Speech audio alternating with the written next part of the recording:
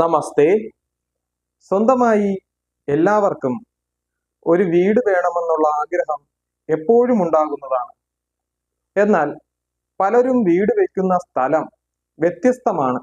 ചില വ്യക്തികൾക്ക് നല്ല ഈശ്വരാധീനമുള്ള സ്ഥലങ്ങൾ കിട്ടുന്നതാണ്.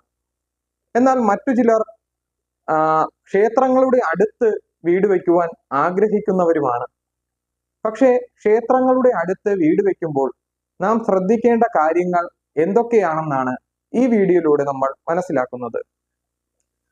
ആദ്യമായി ഒരു ഗൃഹനിർമ്മാണം തുടങ്ങുമ്പോൾ നാം ശ്രദ്ധിക്കേണ്ട കാര്യങ്ങൾ എന്തൊക്കെയാണെന്ന് മനസ്സിലാക്കാം. ഗൃഹനിർമ്മാണത്തിന് അനുയോജ്യമായ ഭൂമി നാം തിരഞ്ഞെടുക്കുമ്പോൾ ആ ഭൂമിയിൽ പൂർവികമായി ശ്മശാനം ഉണ്ടായിരുന്നോ എന്നുള്ള കാര്യം നാം അവിടെ ചിന്തിക്കേണ്ടതാണ്. അതുപോലെ ആ ഭൂമി കോണിയതോ ശൂലത്തിന്റെ ആകൃതിയിൽ ഇരിക്കുന്നതോ ആയ ഭൂമി നാം വർജിക്കേണ്ടതാണ്. ഈ ഭൂമിയിൽ ഗൃഹനിർമ്മാണം നടത്തിയാൽ പലവിധ രോഗദുരിതങ്ങളും ക്ലേശങ്ങളും വന്നു ഭവിക്കുന്നതാണ്. അതുപോലെ താഴ്ന്ന ഭൂമിയിൽ ഗൃഹം നിർമ്മിക്കാതിരിക്കുന്നത് വളരെ ഉത്തമമാണ്. ഈ കാര്യങ്ങളെല്ലാം നാം ചിന്തിക്കേണ്ടതാണ്.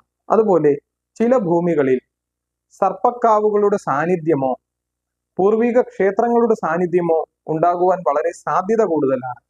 വീട് വെക്കുന്നതിന് മുമ്പ് തന്നെ ഒരു ജ്യോത്സ്യനെ പോയി കണ്ട് പ്രശ്നം വെച്ച് നോക്കി ആ സ്ഥലം ഉത്തമമാണോ എന്നുള്ള കാര്യം ആദ്യം ഉറപ്പിക്കുക. ശേഷം ഒരു സ്ഥപതിയെ പോയി കണ്ട് ആ സ്ഥപതിയുടെ നിർദ്ദേശങ്ങൾ നാം സ്വീകരിക്കുന്നത് വളരെ ഉത്തമമായിരിക്കും. അപ്പോൾ നമ്മുടെ വിഷയം എന്ന് പറഞ്ഞാൽ ഇങ്ങനെയുള്ള വീട്ടിൽ പലവിധ ക്ലേശങ്ങളായിരിക്കും ഉണ്ടാകുന്നത്. ചിലപ്പോൾ ധനപരമായുള്ള ക്ലേശങ്ങൾ വന്ന് ഭവിക്കാം, ധനനഷ്ടമുണ്ടാകാം, ബിസിനസ്സുകൾക്ക് പരാജയമുണ്ടാകാം, ഭാര്യ ഭർത്താക്കന്മാർ തമ്മിൽ കലഹമുണ്ടാകുവാനും വളരെ സാധ്യത ഉണ്ടാകുന്നു. അതുപോലെ മറ്റു ചിലർക്ക് ക്ഷേത്രങ്ങളുടെ അടുത്ത് വീട് വയ്ക്കുവാൻ വളരെ താല്പര്യമാണ്. എന്നാൽ ക്ഷേത്രങ്ങളുടെ അടുത്ത് വീട് വയ്ക്കുമ്പോൾ പല നിയമങ്ങളാണ് പറഞ്ഞിരിക്കുന്നത്. അതായത് ഓരോ ദേവനും വ്യത്യസ്തമായിട്ടുള്ള നിയമങ്ങളാണ് വാസ്തുശാസ്ത്ര പ്രകാരം നിർദ്ദേശിച്ചിരിക്കുന്നത്. സൗമ്യമൂർത്തികളായ മഹാവിഷ്ണു പോലുള്ള ദേവന്മാരുടെ ക്ഷേത്രത്തിന്റെ ഇടതുവശത്തും പിൻഭാഗത്തും ഗൃഹനിർമ്മാണം നടത്തുന്നത് വളരെ ദോഷകരമാണ്. ക്ഷേത്രത്തിന്റെ ഉയരത്തെക്കാളും ഉയരത്തിൽ ഗൃഹം നിർമ്മിക്കുന്നതും പലവിധ അനർത്ഥങ്ങളും നിങ്ങൾക്ക് സംഭവിക്കുന്നതാണ്. അതുപോലെ ഉഗ്രമൂർത്തിയായ ശിവൻ, ഭദ്രകാളി മുതലായ ക്ഷേത്രങ്ങളുടെ വലതുവശത്തും മുൻവശത്തും ഗൃഹനിർമ്മാണത്തിന് അനുയോജ്യമല്ല. അപ്പോൾ ചിലർക്ക് സംശയമുണ്ടാകും, ഞങ്ങളുടെ വീട് മഹാവിഷ്ണു ക്ഷേത്രത്തിന്റെ പിൻഭാഗത്താണ് സ്ഥിതി ചെയ്യുന്നതെന്ന്. ചിലപ്പോൾ നിങ്ങളുടെ ജാതകത്തിൽ നല്ല ദശാപഹാര കാലഘട്ടങ്ങളായിരിക്കാം ഇപ്പോൾ നടക്കുന്നത്. ആ ദശാപഹാര കാലഘട്ടങ്ങൾ കഴിഞ്ഞ്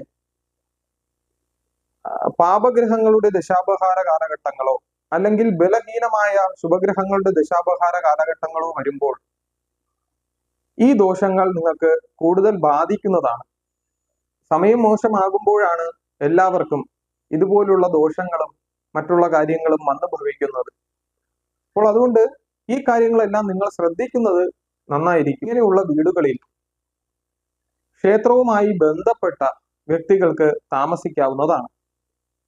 അതാകുമ്പോൾ ക്ഷേത്രത്തിലെ മേൽശാന്തി, കീഴ്ശാന്തി, കഴകം,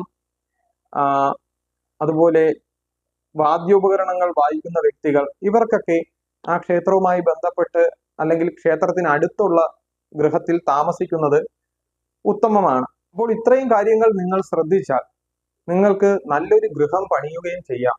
ആ ഗൃഹത്തിൽ വളരെ സമാധാനവും ശാന്തവും ഐശ്വര്യവുമായി താമസിക്കുവാൻ കഴിയുന്നതാണ്.